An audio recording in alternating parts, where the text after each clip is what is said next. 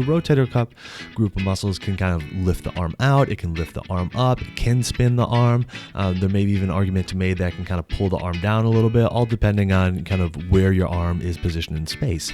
But the point being is this group of muscles has a tremendous influence over how your shoulder moves, over how your shoulder functions.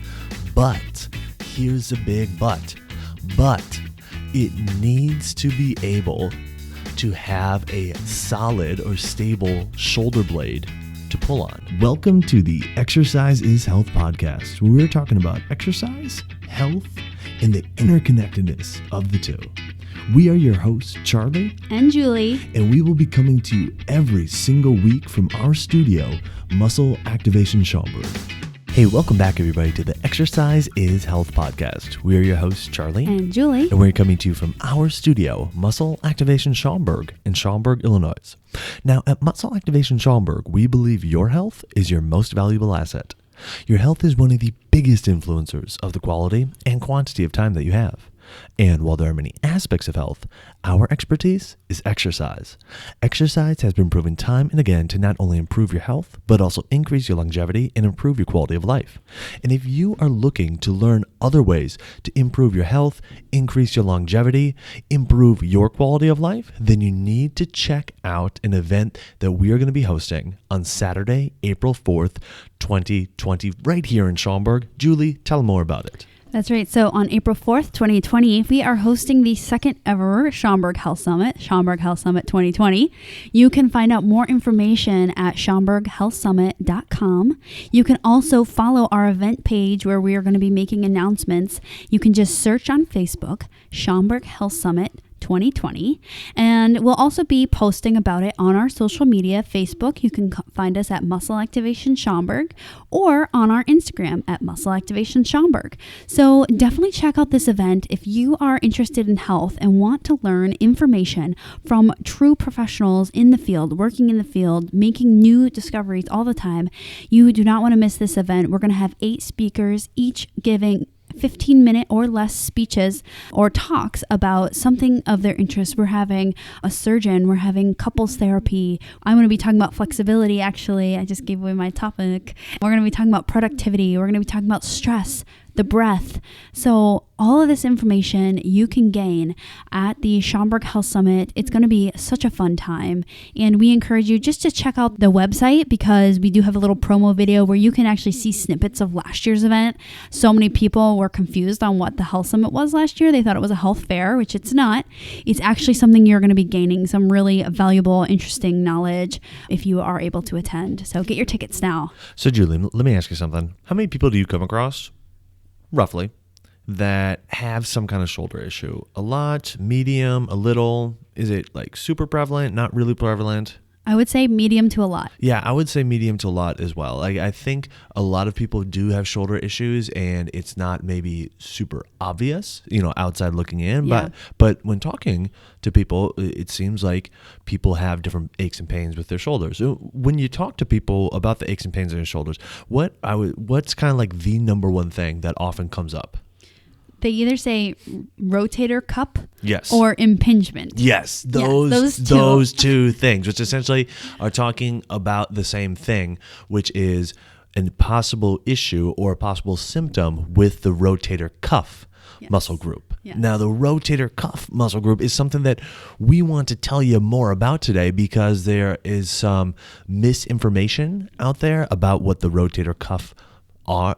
Well, I want to say are, because it's actually muscles, but the correct vernacular would be in singular, what the rotator cuff is, and what things can influence the rotator cuff, what should be possibly done in addition to what's traditionally done for the rotator cuff, and how you can start kind of implementing these things within your daily and kind of weekly exercise plan to help make sure that your shoulders stay healthy and functioning well. Because like you were saying, Julie, like kind of medium to a lot groups, a number of people have different issues going on with their shoulders. And far and away, the most prevalent thing that we hear when it comes to shoulder issues is something involving the rotator cuff group of muscles. So this is an important conversation. If you know of anybody or you yourself have experienced shoulder issues, listen up, because these things that we're about to tell you can have a tremendous influence over the health and function of your shoulders. Now, the rotator cuff gets a lot of press, meaning we've all heard about it, we've probably read about it, probably people have told us we have issues with it. But what people never tell you about is what it's doing and kind of more importantly, what it's not doing, because the role of the rotator cuff is really never defined. And so before we jump into rotator cuff, it's really important that you get a little insight on like what this whole shoulder thing is doing. And what's really weird is I'm going to give you this example just so you can see how it's not like another area of your body. So the hip is kind of like there's like a ball and a socket. Okay, there's a lot of bony stuff going on there. There's a lot of like support. And so it's almost like the hip has like all this bony structural support. The shoulder is nothing like that. We cannot treat the shoulder similar to how we treat the hip. And you're probably thinking, well, I don't know how to treat the hip, so how would I know if it's the same? Anyways, I got to tell you, the shoulder is one of the coolest, most complex areas. And I've actually asked Charlie before, I know we were eating dinner, and I'm like, what do you think is the hardest area to work on? And he's like, not the hardest, but the most complex would be the shoulder. And so I want to give you just a little brief overview of what's going on in this shoulder area, because it is not like a ball and socket like the hip is. It's super easy. There's two parts. The shoulder, I want to tell you, in my head, I keep it as 4 parts. That's twice the amount that the hip has, and that's 4 times the amount of joints than the hip has. I mean, the hip has 2 bones, right? The pelvis and the leg bone, right? The femur. And so there's 1 joint, 2 bones. In the shoulder, not so easy here. So if you touch kind of at the base of your neck, you'll feel your collarbone or your clavicle. You can scooch around to the back and feel your shoulder blade or your scapula. You can go down your arm and you have your humerus or your arm bone, your upper arm bone. That's 3. And then the 4th is your rib cage. Okay, so that's not just 1 bone, but we have to include your rib cage, because if you go back to your clavicle, your collarbone, and you go towards your midline, there's actually a part between your sternum, like your center point, and your clavicle, and there's a joint there. So this is like where the clavicle meets like your rib cage structure.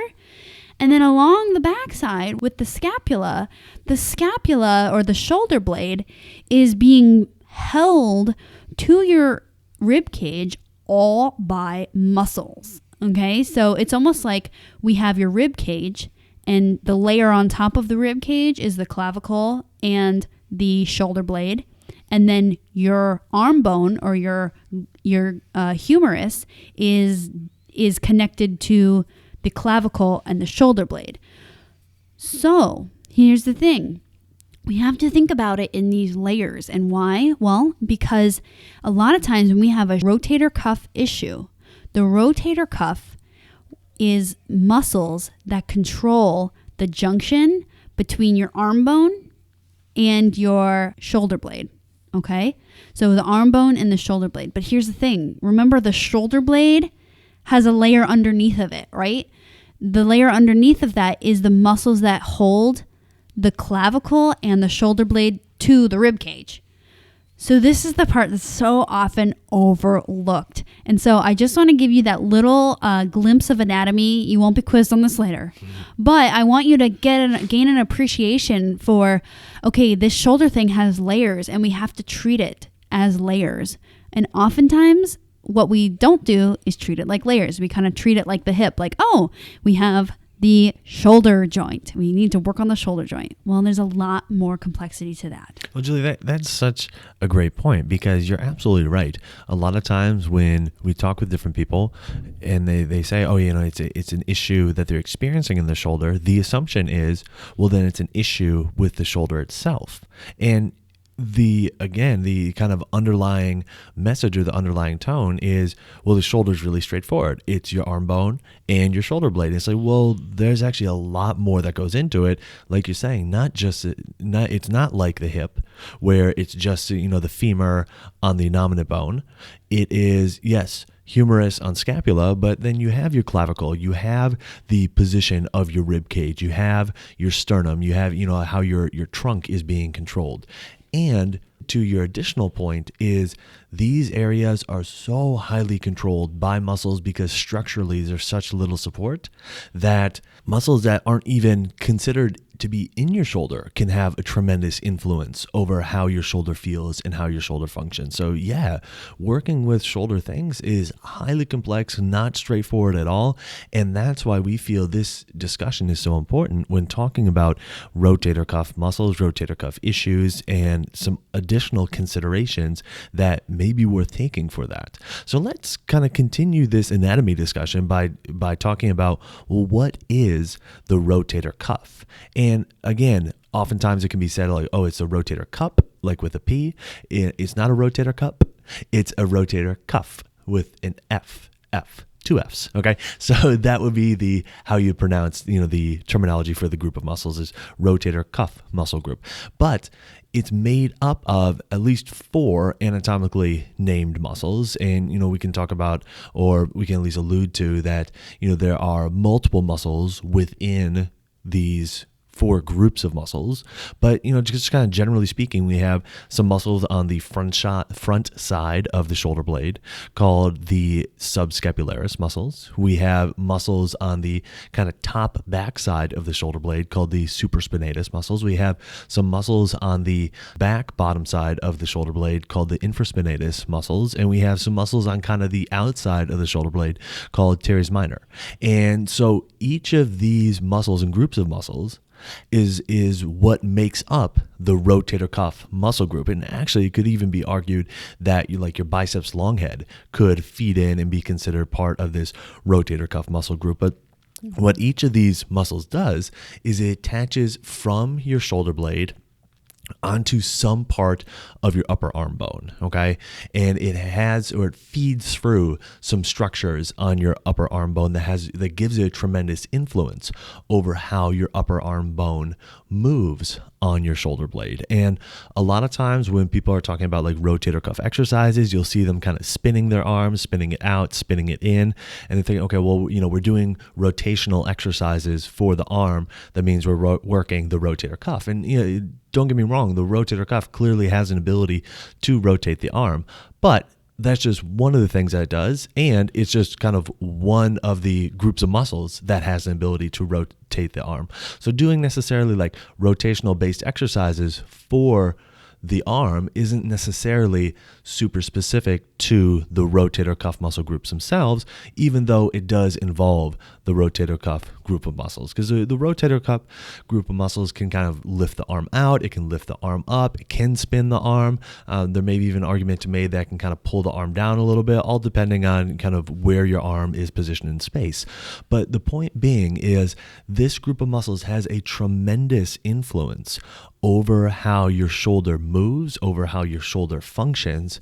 But here's a big but it needs to be able to have a solid or stable shoulder blade to pull on. Okay, so that's the big thing, because remember, these muscles attach onto the shoulder blade.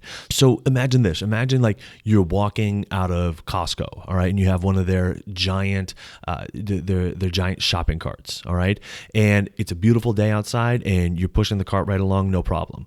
But now imagine that the parking lot is all full of slush and all full of snow, all right, which is something that happens very often here in the Chicagoland area, and you're gripping on the parking lot isn't what it would be if it was completely dry. Now, all of a sudden, it gets infinitely more difficult to push that shopping cart. Well, here's the thing. If your shoulder blade is not stable, then guess what? Those muscles of the rotator cuff don't have something solid to pull on when they're trying to move your arm bone. And that's a big issue, because now all of a sudden, they're not able to do their job as well. Charlie, I think the example you just gave is such a good highlight on how the foundation, that you're trying to do stuff on really makes a big difference. Like you were saying, like the blacktop, the state of it really makes a big difference on your maneuverability and how comfortable it is and how stuck you are. I'm pretty sure we have a really good video of me trying to push a Costco cart full of like those big water bottles.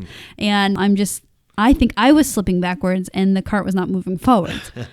But this idea of having a solid foundation really runs true with the shoulder blade, and especially with the rotator cuff. So remember, the rotator cuff is the layer that lays on top of the shoulder blade on the rib cage.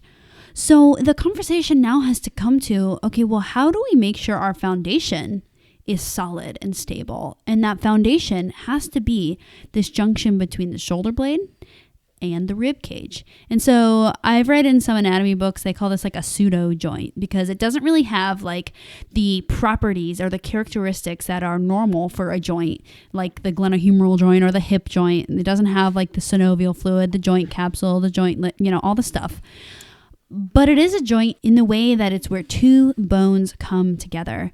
And so when we're thinking about changing how the rotator cuff is functioning, thinking about the foundation, which is the shoulder blade on the rib cage, is going to be key. And it is so often overlooked because it's not the area of symptom and it's not what we think of. It's not going to include, those rotation-y type exercises that you see so often with the bands.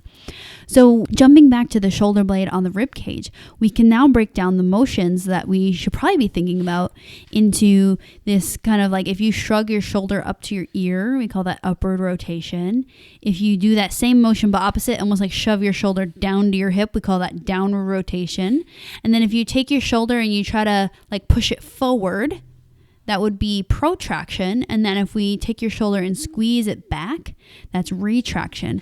So we can kind of break down the motion for the foundation for the rotator cuff into those four motions and think about working on strengthening those motions. Yeah, this is huge because the stronger you can get that foundation for the rotator cuff, the better the opportunity the muscles of the rotator cuff have to then do their job. And so if we're looking at, well, there might be an issue with the rotator cuff from a function standpoint or from a symptom standpoint, oftentimes a pretty decent place to at least inquire is, all right, well, how is the foundation working, which is how well can the scapula move, can that shoulder blade move, as well as how well can the muscles that control the shoulder blade do their job. And so by kind of adding in exercises that can help with, like Julie was saying, the upward rotation shrugging motion, the downward rotation pushing down towards the hips motion, the protraction or coming forward motion, and the retraction coming backwards motion, you have the opportunity to start strengthening the foundation on which the rotator cuff muscles will work. In addition to that, we can also go one level further and look at, well, how do the muscles of the trunk work? I mean, I tell you, when clients come in and they have shoulder issues, I don't know about you, Julie, but I say, about 80% of the time, shoulder issues get significantly better by just working through people's trunks, by just getting people's trunks functioning better, getting their muscles stronger, and getting their trunks able to move better. Because like you were saying, Julie, that shoulder is held to the trunk via muscles and is responding in part to the position of the trunk. So yes, we need to get the muscles of the shoulder functioning well and working better. But we also need to make sure that the muscles of the trunk are functioning well and working better. And when we can do that, then we can make sure that our trunk can move well, which then can give us the opportunity for the muscles that control the shoulder blade to do their job, which can then give the opportunity to the rotator cuff muscles to do their job.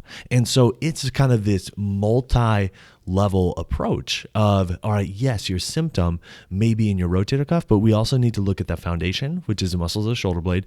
And then we need to go another level deep, which is looking at the muscles of the trunk. Motions like trunk side bend are really big. And we did a 2-Minute Tuesdays video that came out yesterday. So definitely check that out for some exercises on how to improve trunk side bend, as well as trunk extension can be really big as well. The kind of leaning back, the straightening up and then leaning back of the spine each of those or both of those motions can have a tremendous influence over how his shoulder blade is able to move. And if you're not able to do those motions, that can also have a tremendous influence over how the shoulder blade is able to move. So definitely check out the Two Man Tuesdays video from yesterday for some more information about this. But I mean, I would say like across the board, Julie, like when people's trunks get functioning better, we at least notice some change, if not a significant change in how their shoulders are feeling, how their shoulders are functioning, how their shoulders are doing overall. Charlie, you make a good point with the trunk, but I have to say also, like,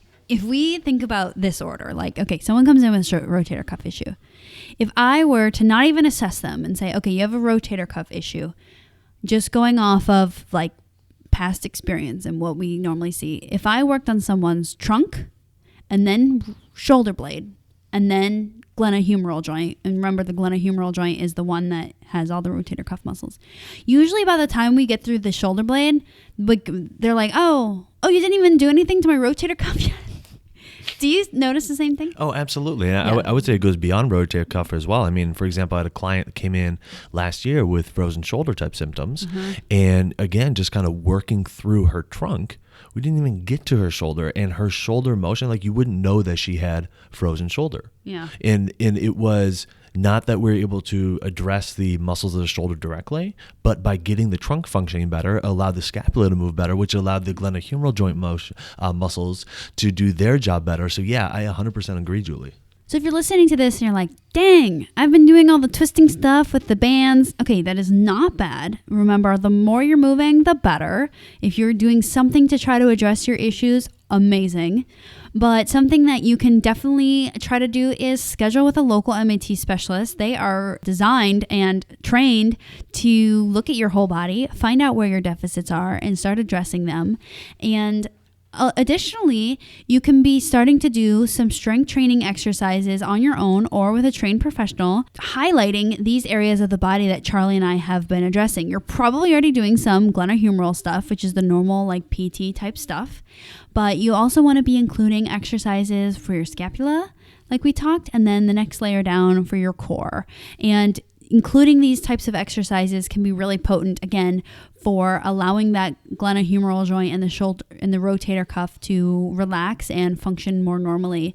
So just as a recap, working through the motions of your core, which we've done a whole podcast on this in the past, but the ones that we like to think about is flexion, which is like a crunch motion, extension, which is arching your spine, side bending, both sides, and twisting, both sides. And the shoulder blade motions that you really want to be strengthening that we have already addressed in this podcast, but again, are going to be that shrug upwards, that depression downwards of the shoulder blade, that press forward, which is going to be protraction, and the retraction backwards. So focusing on these 8 motions are going to be really impactful for that rotator cuff and really provide a great foundation. And remember that beginning conversation we had about the anatomy of the shoulder. The foundation is no joke. The foundation is like the whole thing about the shoulder. And so if you're having rotator cuff issues, working on the foundation can, I would say in my experience, 90% take care of a lot of the issues you're having. So who do you know that needs to hear this episode? Who do you know that is experiencing some kind of rotator cuff issue or has a history of rotator cuff issues? Send this episode to them so they can hear what other things they may want to consider including in their workout routine and in their daily practice to help make sure that their rotator cuff stays healthy, stays functioning well, and that it stays supported through the other areas of the body. And while you're online, if you wouldn't mind, head on over to iTunes and leave us a rating and review. It really helps us so much show up higher in those search results when people are looking for exercise, when people are looking for podcasts on exercise, and when people are looking for podcasts on health. So please, if you wouldn't mind, take a couple minutes and leave us that 5-star rating and review. Well, thanks so much for tuning in. We always appreciate it. Have a fantastic week, and we'll talk with you all next week.